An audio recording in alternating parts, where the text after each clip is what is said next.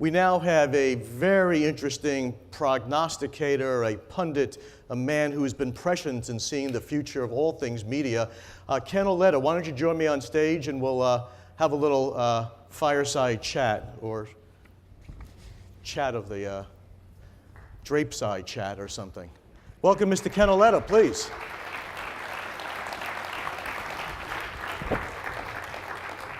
And by the way, let me mention there are seats up front. I know there's people standing in back all day. Thank you, live from Up TV. Welcome. Great, good to see you.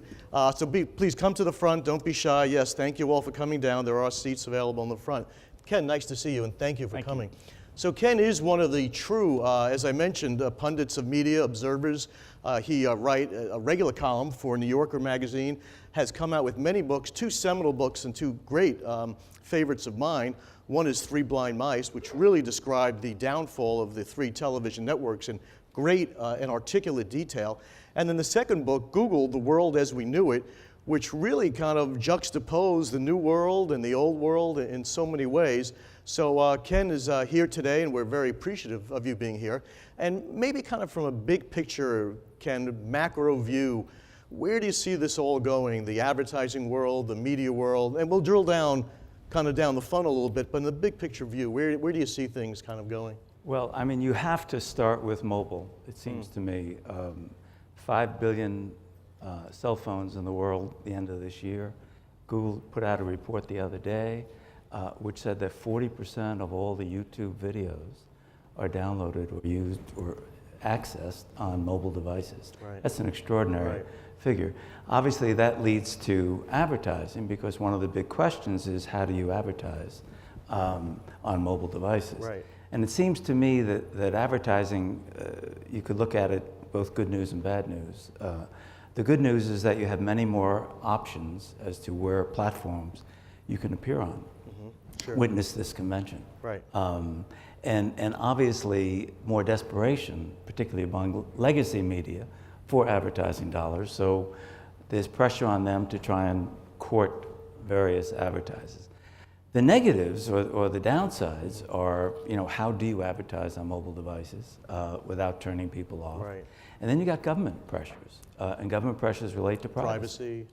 Right. So, I mean, that's there. And the third, and perhaps the biggest thing that's out there, is the consumer increasingly is empowered to make choices, which may not be to advertisers' advantage or any media's advantage. But you just look at Netflix's numbers released yesterday, and the ability that they empower a viewer to make decisions when they want to watch something, what they want to watch, and in what quantity they want to watch it. You make a good point. Netflix actually, for those that haven't seen it, surpassed HBO in terms of distribution and the revenue numbers, and not the revenue but not numbers, in terms of profits. Distribution, right, not profits yet. But their data is amazing too at Netflix. The amount of information they're accumulating of how to further program and develop programming is quite interesting. And you mentioned mobile. I think you're right. It's a great opportunity in one respect, but how do you engage that with advertising? There was a story this week in Ad Week, and it talked about the 7 reasons why you should not advertise on mobile. And it talked about being a small screen, being kind of breaking up the flow of your day and your information, or your communication flow, and a lot of elements like that. So it is a problem. And then we actually, at the beginning of the day, brought out a phablet, which is kind of this 7-inch phone that Samsung made, but people aren't using that as well, which evidently is where we see digital place-based media, where the screens are there, they're very omnipresent, and kind of good to access. But you're right, everybody is moving around. You have in Google, The World as We Knew It, you really kind of had one wonderful scene. And by the way, think of any questions that you may want to ask at any time. There's a wonderful scene in your book where Mel Karmazin, who basically built and created his life out of relationships, out of the magic of selling, out of radio sales. He was a real go-getter and innovator, from the golf course to the lunch table, et cetera, kind of building relationships, and worked his way up to head of Viacom and CBS, and sat on top of a huge company one day. And then he goes off and he meets Larry Page and Sergey Brin at Google, and He's there, I guess, resplendent in his yellow tie and his cufflinks and his pinstripe suit. And maybe you'd like to give the audience a bit more color and detail as to what that scene was like. And you've heard it from a variety of sources, so it's credible journalism, right? You know, what happens is you go out and report a book, and you hear a story, and you say, that's a great story, and I'll explain the story, why I thought it was a great story in a second. And then you start finding out who was in the meeting, and then you go and interview, you know, the various people, and it coheres into what I thought was a vibrant anecdote, which is how I began the book. Mel Carbazano, it was 2003, the year before Google went public. And he was the first traditional media executive to visit Mountain View in California. And he goes there, and he wanted to find out what are these guys. First man to go to the mountain. Yeah, right. But they weren't the mountain then; they were a little hill. Right. And he had no idea they'd be a mountain, but he wanted to visit and find out what was going on in the digital world. So he goes there, and Larry Page and Sergey Brin and Eric Schmidt, the CEO, are there meeting him, and he says, "So let me tell you about my business." He says, "You know, we have a Super Bowl coming up. And we'd love you guys to think about advertising $3 million for a 30-second spot." And they look at him, eyes rolling. So he went to sell them an ad. He went to sell them an ad, and he went to see whether it was worth considering purchasing Google, acquiring Google. They didn't know that, but that was his game plan. So he says, "Let me tell you how this world works. It's a wonderful world of advertising. You pay $3 million, you got 100 million people watching that ad, and it's just wonderful. And it's just a fabulous way to expose Google and people to what you do." So then it came their turn, and they said, "We think that's a terrible way to do business. Let us tell you how we do advertising. You only pay, if you're an advertiser, you only pay if someone clicks on a search result, A. And B, you know, then the customer gets a relationship with the advertiser once they click, and $3 million for 30-second spot, you don't know who is watching that ad. You don't know whether anyone purchased your product. That's insane." And Mel Karmazin gets all red in the face, and he leans over and he says, "You're fucking with the magic." That's great. And I asked Barry whether I can use that phrase. And he said fine. yes, I was absolutely. Pleased. No, it's quite amazing, and it brings to mind, you know, this whole issue of the math men versus the madmen. You know, we've all seen the show Mad Men, where it's all about the idea and the creativity and telling the story. And then you have the other end. In fact, Rupert's kind of an interesting business where he's trying to kind of, you know, manage both. Where, you know, is it the math? Is it the algorithms? Where does this business go? Who runs the show going forward? Does the algorithm run it? Do we need the humans? Do we need the storytellers? Of course you do. I mean, when I was embedded at Google, Google was then, they purchased YouTube for $1.6 billion. And YouTube in 2008 was losing $1 billion a year. And yet they had 40% of all the web traffic. How the hell was that possible? Well, it was possible because those brilliant engineers, and they are brilliant, and one of the things I learned in the time I spent at Google is, what does an engineer do? And what an engineer does is basically says, and that's why they're so disruptive, they say, A, we're not going to ask permission to do what we do. We're just going to do it, A. B, we're going to assume that, and they do assume, that the old ways of doing things are inefficient. Right. And C, we're going to assume that we can come up with a better way, a more efficient way of doing these things. So they come up with YouTube. And the engineers say, "God, isn't it terrific? Look at all this traffic we get. It's fabulous." And then Google says, at some point, Eric Schmidt, particularly in this case, the CEO, had some exposure to the outside world. He said, "This is terrific traffic, but how do you monetize it?"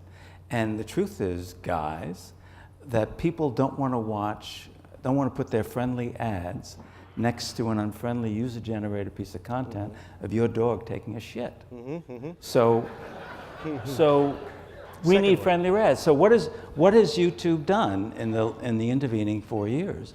YouTube has, if you look at it, they've done much more professional content, and you see friendly ads next to more friendly product, and YouTube is making a fortune today. Right. They figured out how to monetize. So the limits of the engineer are writ large in that anecdote.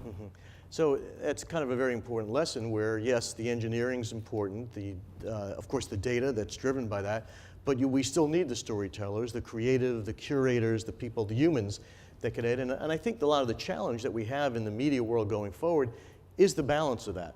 Because sometimes you have a company running with a great technology, you have a company running with a great idea, but at the end of the day, what you're saying is we really need both together. You need both, and you know, I think if you think of storytelling, you think of, don't tell me the story of the Holocaust, tell me the story of Anne Frank. That's Anne Frank. Right. That's storytelling. Right. And if you figure out a vehicle to tell your story, I mean, when I first started at the New Yorker many years ago, I wanted to do a piece, and this is one of the most valuable pieces of journalistic advice I ever got. And William Shawn was the longtime editor of the New Yorker at the time. And I said, Mr. Shawn, something is going on with poverty. You go on a subway in New York and you see angry people, and you look at the statistics of people out of work and not looking for work. And you look at drug incidents, and you look at facts like murders by stranger, which was a huge statistic that had risen dramatically. Right. Something's going on, and I don't know what it is, but I'd like to figure it out. It's more than poverty.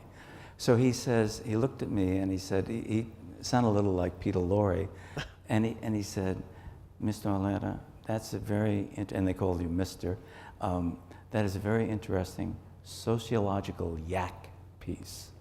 What you need is a vehicle to tell your story, right. A storytelling vehicle. And that was a story or an anecdote or a piece of advice that has always stayed with me. And yet, when you think about the new digital world, one of the things that's different, you do need storytellers, and I totally agree with that, and they're invaluable. But you also, if you look at what engineers do today, they are storytellers too. And when Mark Zuckerberg invents Facebook, and if my daughter is spending a half an hour on Facebook, that's a half hour she's not spending with your ads right. or with CBS or reading a book. So is Mark Zuckerberg a storyteller? In that sense, he is. Interesting combination. So you bring up Mark Zuckerberg and your daughter. Let's talk about privacy. I mean, certainly, once again, the engineers have developed an array of tools and devices to understand, to bring data in, to accumulate it. Does it go out? Does it go out to the wrong place? Does it go out to government? You did a great story on the NSA leaks in The Guardian, which was terrific. So where do you see privacy, and do we get hold of privacy? Does your daughter and mine get used to just telling everybody about their birthdays and where they had dinner last night? Where do you think that all goes? I think one of the issues you in the advertising community face in the future is the same issue that Facebook and Google and Amazon and a lot of other, and Netflix and a lot of other, and the NSA faces in the future, which is not just governments raising questions. You see France is upset at the United States for spying on them, Mexico, Brazil, et cetera. But beyond that, it's the public.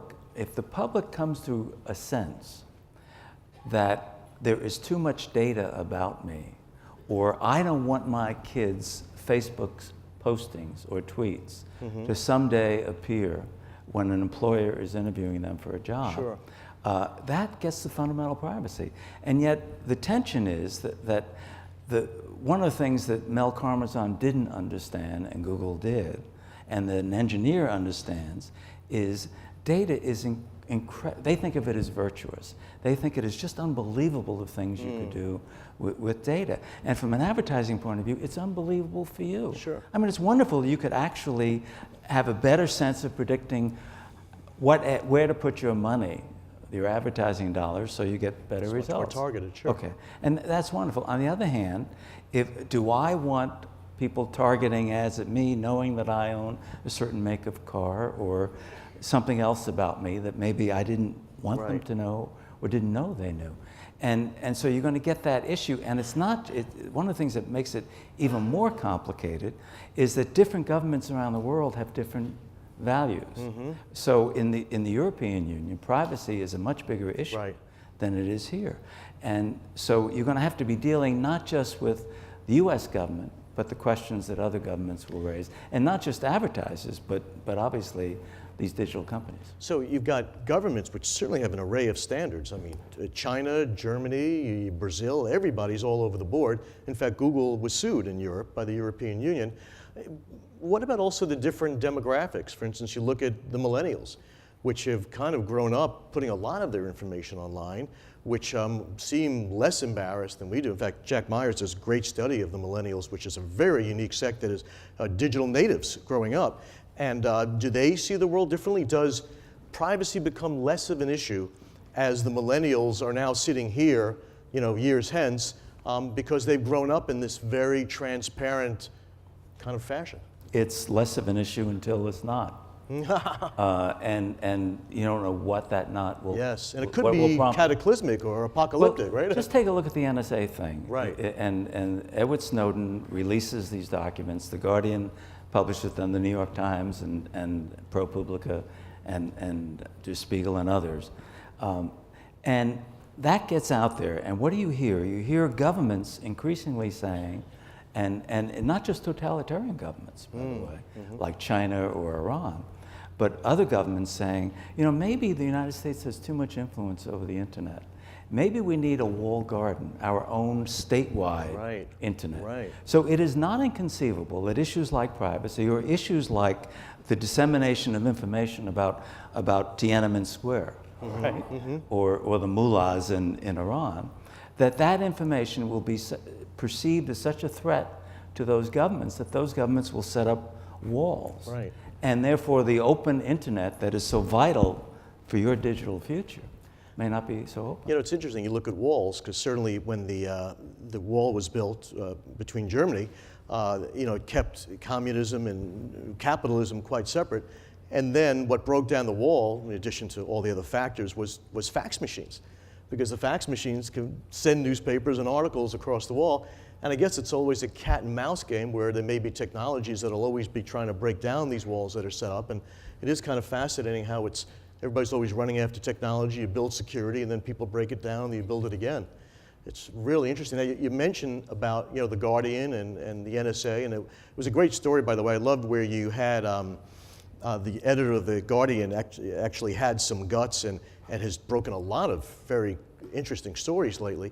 And one of the former editors that worked with him said something very nice. He goes, I'm sure it was in a British accent, he said, well, the editor has something found few and far between of many newspaper men today, is that he actually had a spinal column, which was kind of good, which showed he had guts and a spine to do it.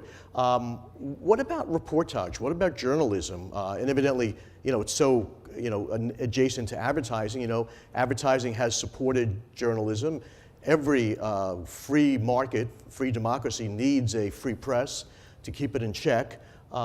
Do the newspapers, does print, does good journalism go away if everything can be aggregated online and no one has to pay a great reporter like Ken Auletta? Or do the Bezoses of the world come in and say, I want to do good now and I've got a better model? Where does journalism go? Well, I had a discussion at an advertising conference about a month ago with Henry Blodgett, who started the Business Insider.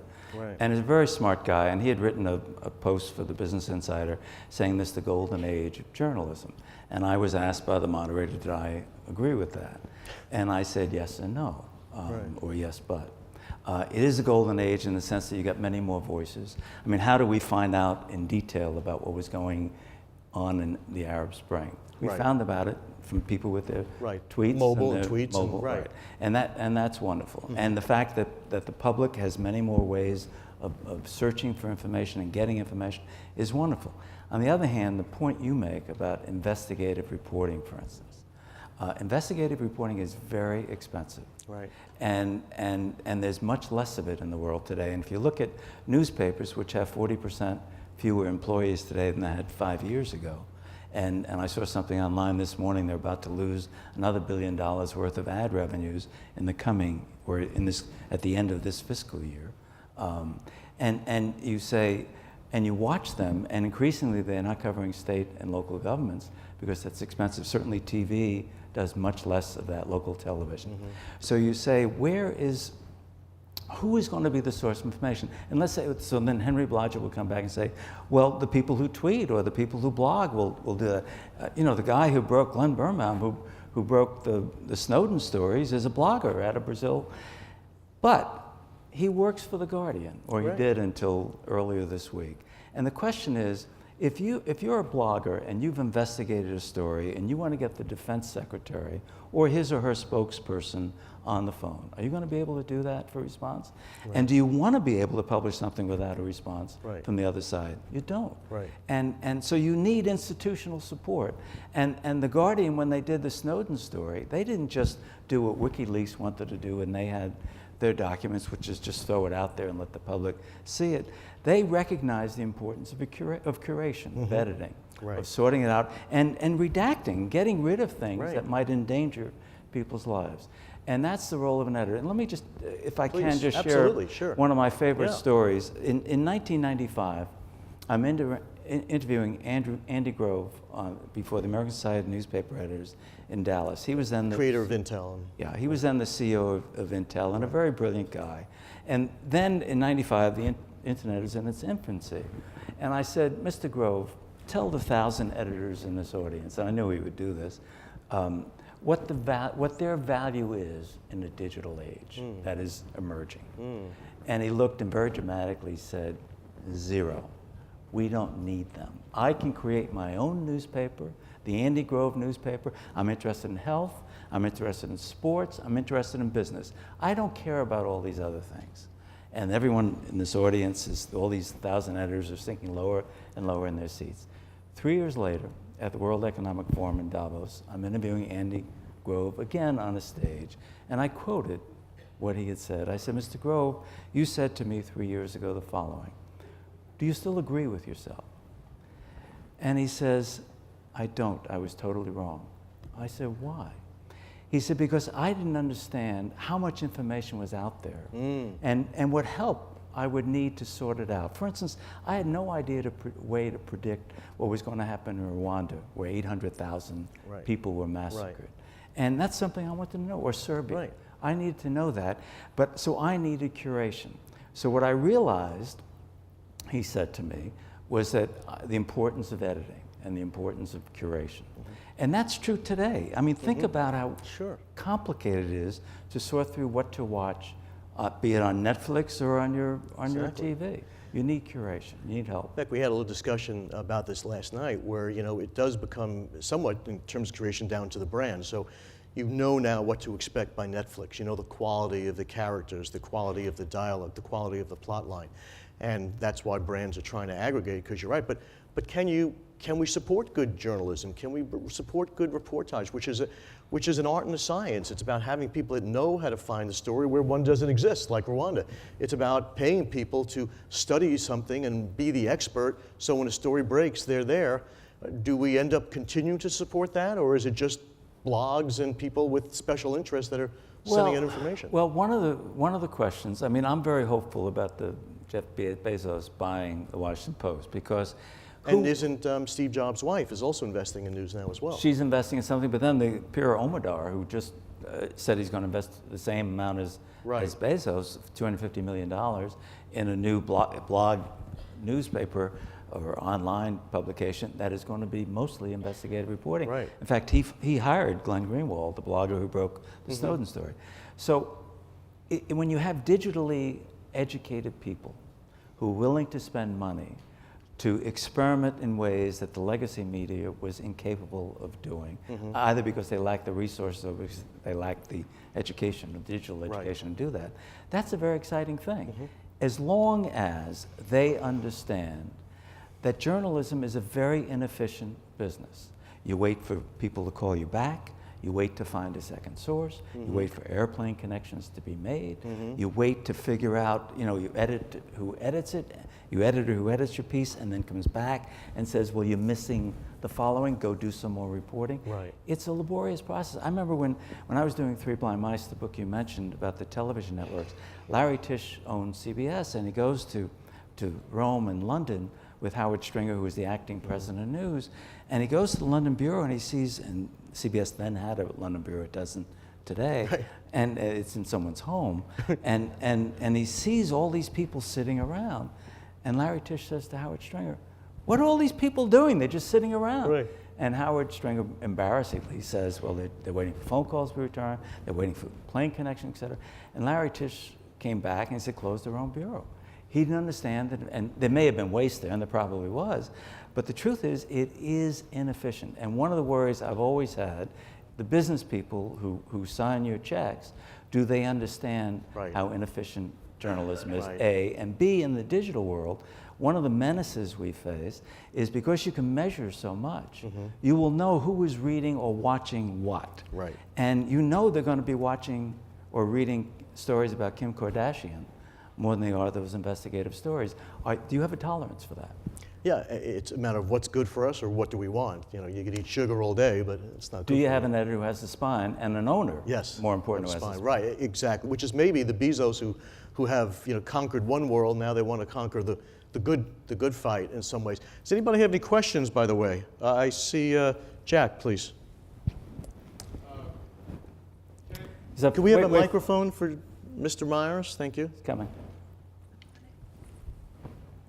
Right over here in the front.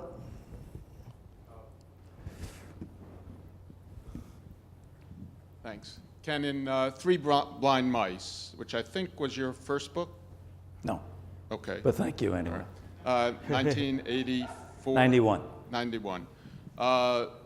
You were really the first to identify a lot of the issues with the broadcast networks. You know, looked at them with a, really questioning the business models moving forward. You were really among the first to really question that whole business model. As you look back at 1991 and Three Blind Mice, have you been surprised by the vitality of the broadcast industry, and where do you see that industry going forward?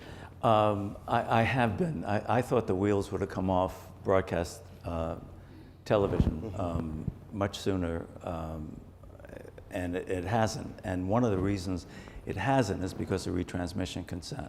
They in '92, the Congress, which is the year after my book came out, Congress passed a law which basically was intended to shore up local television and make sure cable systems, which were running local television programs, paid a fee to local stations. Of course, the networks, which own many local stations, also said, well, what about us? And now roughly $3 billion a year goes from the cable system owners to broadcasters and other channel owners. So that became the weakness that television, broadcast television had. It had a single source of revenue, advertising, unlike cable, which had two sources of revenue. Retransmission consent gave them a second source of revenue, which really helped them.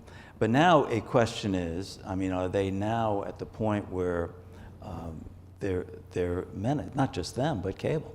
Many other people are menaced by the digital revolution that's going on. We don't know the answer to that, but when you look at those Netflix numbers that were released yesterday, and you look at, we've had this ongoing debate all the time. Who is king? Is distribution king? Content? Is content king? Technology in Silicon Valley, the last year is technology king? The real king, because of technology, is the consumer. The consumer has that clicker, but it'll be voice activated at some point soon. It is in many places, to choose. They have so many choices, and we get to choose. And they're the real king. And what will they choose to watch? 22 minutes, an hour of advertising? Or will they do what I did last night, which is I skipped The Good Wife on Sunday night, and I watched it last night, and I just screwed it. I'm sorry to say this to you, but I'm fairly typical. Well, it's okay, because this crowd with digital place-based media on the go, we're on the person's journey throughout the day, a little difficult to avoid in some ways, so we're there. But the other point that I wanted to make on it, Ken, what you make about the curation is that all of digital place-based industry works hard to develop quality content for the environment they're in. So we do try to curate. For the gyms, it's about health and exercise. For the malls, for the offices, for the airline space, for even the gas station. So I think you make a great point on the curation of that. Any other questions at all from anybody? We've got Francois over here. Just a question on reporting. I used to have a large newspaper and magazine business, and today I find the cycle of reporting, the speed is so quick with tweets and so forth that there isn't that opportunity to go and verify the quote. There isn't the opportunity to go and check the facts. And the reports get out pretty quickly, and now even the mainstream has to run with it, even though sometimes they don't have the time to go and really verify. Can you help us understand what you see happening in the future along this path? Of the Well, I think speed is often the enemy of understanding, and lack of space is also an enemy of understanding. And increasingly in the digital world, particularly with those mobile devices, people are snacking. And they're getting, and you look at videos today, increasingly, you see videos 6 seconds, and now, the people who work at BuzzFeed are doing one 15 seconds. And the idea is that people can snack and keep up with information. One of the reasons why the evening newscasts are going down is because people have already gotten a lot of the news already. So, but a 6 second or a 15-second snack is not the same as an investigative report in the New York Times. And that is a problem. If people take that snack as not as a snack, but as an appetizer before the meal, then that's good. That's wonderful. But will they? That's one of the questions. I mean, and you can have two sets of arguments. I can make the pessimistic argument, or I can make the optimistic argument. And it depends on my mood that day. Some days I'm optimistic, and some days I'm not. When I think about it, I tend to be more pessimistic. But I don't think you can wake up every day being a pessimist, and which I think is a pitfall of a lot of people in traditional media. I think you got to wake up being an optimist. So you see the digital world not as a problem, but as an opportunity. And that ultimately is where I come out. So it's kind of tricky where, people are snacking, they're consuming a lot at one time, multitasking, and there's another great writer that has a terrific quote. Tom Friedman, New York Times, calls it CPA, consistent partial attention. So always, but partial. We have one last question. I think John Wolfe, would you like to thank you, John? Hi, thanks, Barry. Hi, Ken. Thanks for being here. First of all, I just want to point out your articles and Alice Munro and the cartoons are the main reason I subscribe to the New Yorker. Great. And I know you were just talking about people like Pierre Omidyar and Jeff Bezos getting involved in buying products. I'm sure you saw David Carr's column yesterday. He talked about this as well.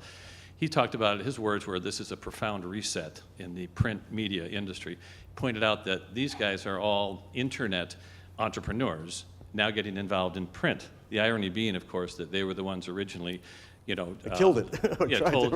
They were targeted with the demise of print. It was their fault. But now they're actually, according to David's article, responsible for the rejuvenation of it. And I'm wondering, do you think there's truth to this? Are these the guys who are going to save print instead of Gannett or News Corp or New York Times Company? Is it these guys who are really going to kind of, reinvent print, as it were, for the future? I hope so, but by print we don't mean print newspapers. I mean, the newspaper of the future will be news publishing, I guess. Be mostly digital, I think.